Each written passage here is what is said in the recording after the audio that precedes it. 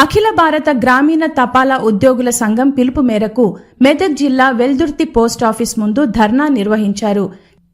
కేంద్ర ప్రభుత్వం నియమించిన కమలేష్ చంద్ర కమిటీ నివేదిక సమర్పించి ఏళ్లు గడుస్తున్నా కూడా అది అమలు చేయడంలో ప్రభుత్వ మొండి వైఖరికి నిరసనగా సమ్మెకు పిలుపు ఇవ్వడం జరిగింది.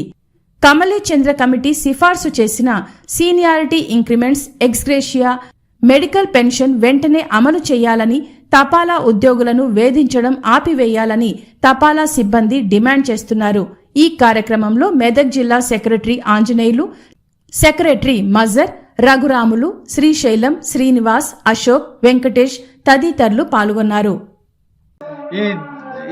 ఈ సందర్భంగా స్లోగన్ आवाज दो आवाज दो जेडीएसयू जिंदाबाद जेडीएसयू जिंदाबाद जिंदाबाद जिंदाबाद जिंदाबाद जिंदाबाद जिंदाबाद जिंदाबाद जिंदाबाद जिंदाबाद जिंदाबाद जिंदाबाद एक है आवाज दो आवाज दो आवाज दो